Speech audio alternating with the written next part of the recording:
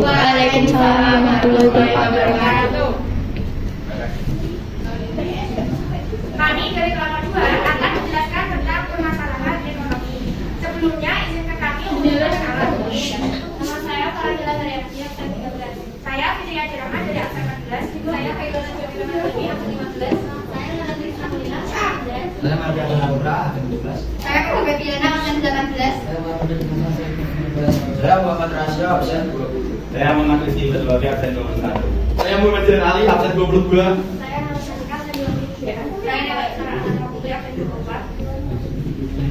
Baik, itu dia perkenalan dari kami. Sekarang kita masuk ke presentasinya.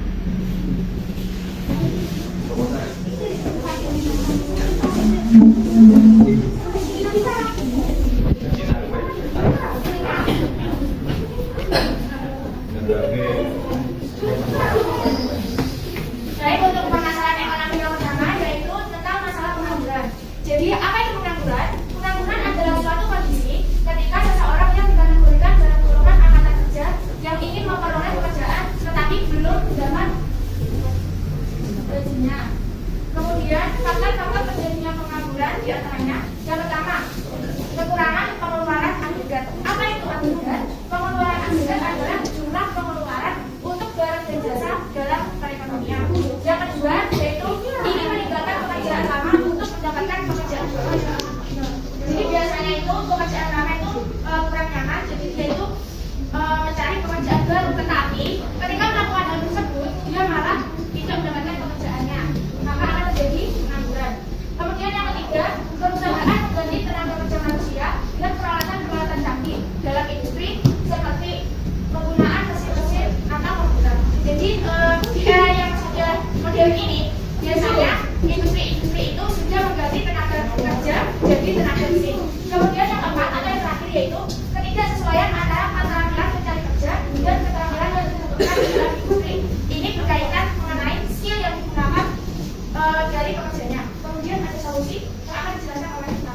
Nah, tadi kan udah bahas apa sih pengangguran itu, kemudian faktor-faktor yang menyebabkan pengangguran. Nah, dari faktor ini kita bisa nyari solusinya supaya pengangguran ini tidak terlalu banyak. Gimana sih caranya mengurangi seorang tuh biar nggak nganggur gitu. Nah, yang pertama kerja, sehingga itu para pengangguran maksudnya yang belum memiliki pekerjaan jadi memiliki pekerjaan dengan adanya lapangan kerja. Yang kedua, program pelatihan dan pendidikan. Ini biasanya para pekerja itu dilatih, misalnya sesuai bidangnya ya, kalau kayak teknik mesin ya, misalnya pelatihan dalam mesin bengkel atau sebagainya. Terus yang ketiga ada penempatan pencari kerja yang tepat. Jadi sesuai dia ahlinya di mana, dia ahlinya di bidang mana, disesuaikan kalau dia ahlinya di sesuai di bidang mesin. Jadi dia pekerjaannya ini disesuaikan sama bidangnya gitu loh. Jagonya mesin ya, dia pekerjaannya yang berkaitan tentang mesin kan. Yang terakhir adalah pemberian subsidi ketenaga kerjaan. Oke, baik, itu dia mengenai masalah pengangguran. Selanjutnya akan dijelaskan oleh teman kita yang lain.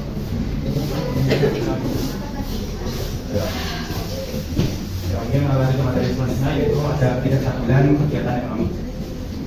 Ketidakstabilan kegiatan ekonomi merupakan kondisi perekonomian di mana uang yang beredar tidak sesuai jumlahnya dengan barang dan jasa yang telah diproduksi, sehingga nilai uang bisa naik turun secara drastis. Contohnya seperti ketidakstabilan ekonomi dan keuangan global yang ditimbulkan oleh pandemi COVID-19 kemarin. Hampir seluruh negara yang berat antara menyelamatkan kematiannya dengan tindakan produksi obat atau menyelamatkan kegiatan ekonomi warganya, karena di sini terjadi ketidakstabilan kegiatan ekonomi.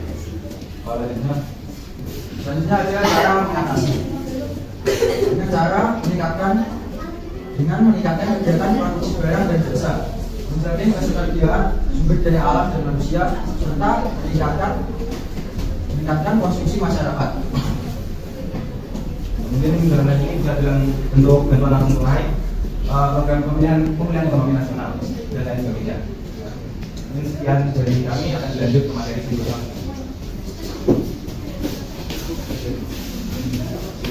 Baiklah, di sini kami akan menjelaskan masalah ekonomi yaitu kemiskinan. Jadi kemiskinan itu suatu keadaan ketidakmampuan ekonomi. Ada dua jenis kemiskinan. Yang pertama, kemiskinan absolut, yaitu kondisi penduduk yang benar-benar miskin dan di bawah garis kemiskinan. Yang kedua, kemiskinan relatif, yaitu kondisi penduduk yang berada di atas garis kemiskinan, nah tetapi berada dalam strata masyarakat yang paling bawah dibanding masyarakat sekelilingnya. Nah terus penyebabnya apa saja? Nah kemiskinan itu faktor penyebabnya yang pertama ada laju pertumbuhan penduduk yang tinggi, terus yang kedua ada masyarakat pengangguran meningkat, jadi banyak masyarakat yang menganggur, terus yang ketiga pendidikannya rendah, ya pendidikannya rendah, terus yang keempat terjadi bencana alam, misalnya saat ada longsor, karena itu harta bendanya hilang, itu terjadi kemiskinan. Kemudian di sini ada solusi ketika Anda menghadapi masalah ekonomi kemiskinan. Yang pertama, melakukan pembaruan pada data penduduk. Pembaruan ini bisa dilakukan agar ketika pemerintah menemukan penduduk yang memang mengalami kemiskinan bisa dibantu dengan dana bantuan ataupun bantuan sosial lainnya. Kemudian yang kedua, mengurangi impor dan memperbanyak ekspor. Negara yang terlalu banyak impor akan mengalami kerugian, di mana hasil dari penjualan negara itu sendiri tidak mencukupi untuk menutupi biaya impor tersebut.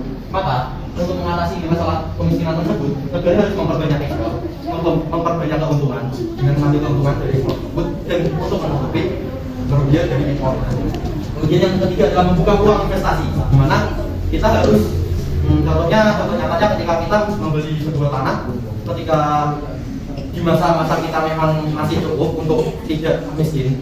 Nah, hal ini menjadi sesuatu kita bisa jaga di masa depan ketika kita kehilangan aset. Maka aset-aset yang tidak kita simpan tersebut akan membantu kita mengatasi krisis tersebut. Kemudian ada contoh dari kemiskinan adalah adanya keluarga kurang mampu. Keluarga kurang mampu ini contoh nyatanya seperti keluarga yang memang rumahnya keluarga tidak cukup untuk melindungi mereka atau sebagai tempat tinggal yang nyaman, itu termasuk sebagai keluarga kemiskinan. Kayak rumahnya belum tembok itu juga termasuk kemiskinan. Terus ya rumah di lantainya juga itu termasuk kemiskinan. Terus ternyata juga masyarakat yang gusur dengan masyarakat yang gusur, maka seperti mereka memang dapat keuntungan di awal, tapi ketika mereka sudah tidak memiliki aset-aset tersebut, aset yang sudah gusur, maka kedepannya mereka akan menjadi lebih susah karena tidak ada aset-aset yang bisa membantu mereka dalam perekonomian. Kenyataannya pas di kota itu di bawah jembatan banyak dibangun rumah-rumah yang sangat memprihatinkan, tapi ya itu untuk masyarakat miskin pertama hingga sekarang. Itu kenyataannya. Baik, dari kami dari materi kemiskinan akan dilanjut oleh teman kami lainnya.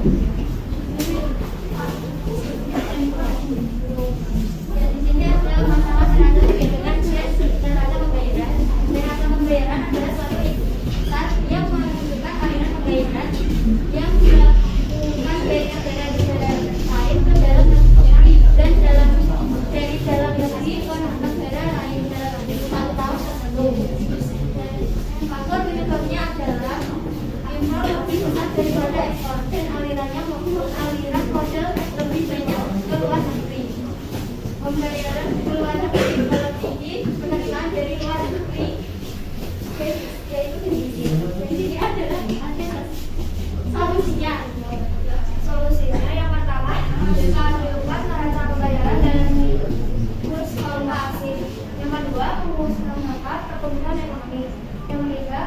mencapai penggunaan tenaga kerja atau tanpa inflasi.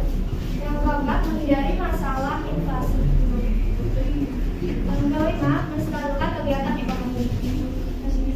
Contohnya, pada 2019, negara B memiliki nilai ekspor sebesar 260,6 miliar, sedangkan nilai impornya sebesar 285,1 miliar. Neraca perdagangan negara B sempat defisit sebesar 34,6 miliar. Katakan defisit karena nilai impornya lebih kecil dibanding realisasi ekspor.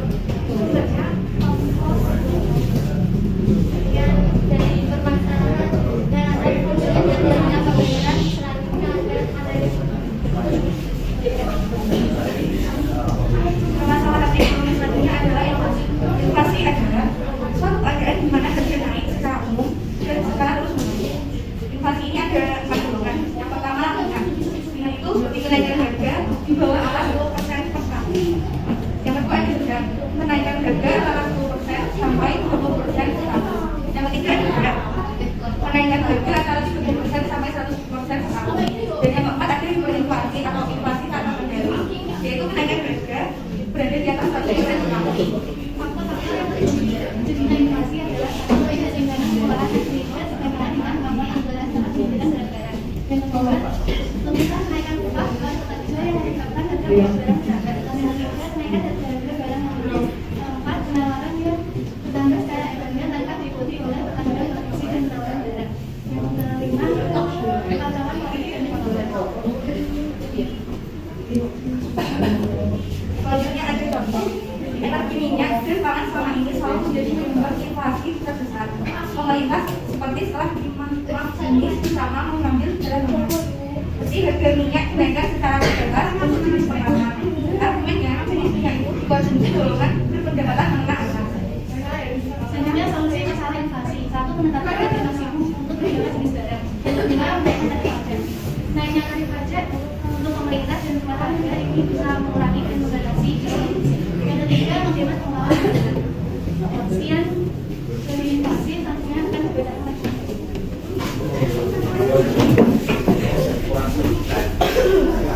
Dan yang terakhir ada pertumbuhan ekonomi. Pertumbuhan ekonomi adalah kegiatan dalam perekonomian yang menyebabkan kapasitas barang dan jasa yang diproduksi dalam masyarakat meningkat. Pertumbuhan ekonomi selalu menjadi harapan semua perekonomian. Pertumbuhan ekonomi juga memiliki faktor-faktor pertama, yaitu sumber daya alam. Bagi pertumbuhan ekonomi, ketersediaan sumber daya alam yang melimpah sangat baik dalam menunjang pembangunan. Sebagian besar negara berkembang bertumpu kepada sumber daya alam dalam melaksanakan proses pembangunan dan pertumbuhan ekonomi. Kedua adalah faktor sumber daya manusia. Sumber daya manusia merupakan elemen utama dibandingkan elemen lainnya seperti teknologi maupun modal, karena manusia lah yang kemudian akan mengembangkan faktor lain. Yang ketiga ada modal. Modal itu kan manusia pada sumber daya alam dan meningkatkan kualitas nilai. Dan modal juga barang-barang modal sangat penting bagi perkembangan ekonomi dan karena barang-barang modal juga dapat meningkatkan produktivitas. Yang kelima ada ilmu pengetahuan dan teknologi. Perkembangan ilmu pengetahuan dan teknologi yang semakin pesat mendorong percepatan proses pembangunan. Dan kemudian pola kerja yang semula menggunakan tangan manusia digantikan oleh mesin canggih, dampak pada aspek efisiensi, kualitas dan produktivitas.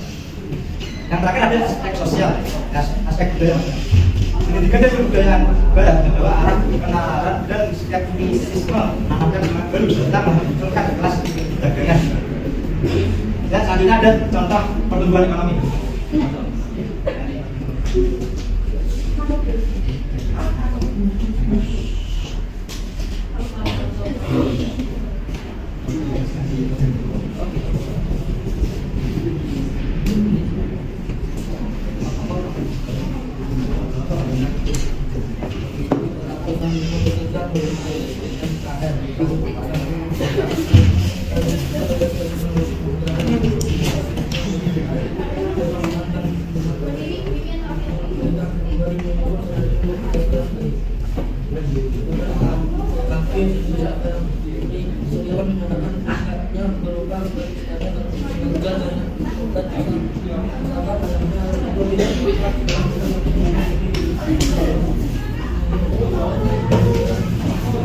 you.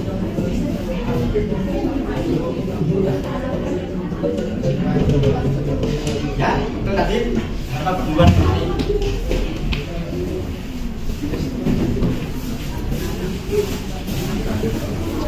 Baik, tadi sudah dijelaskan teman-teman tentang masalah ekonomi dari kesibukan bagian masalah ekonomi kemiskinan, ketidakstabilan, masalah pengangguran, inflasi, terus ada ekonomi juga, terus ada masalah perdagangan dan tenaga pembayaran. Nah, jadi itu contoh dari masalah ekonomi. Nah, selain yang ada di sini, permasalahan ekonomi yang ada di Indonesia itu masih banyak sekali. Ini hanya beberapa contoh. Dan itu dia dari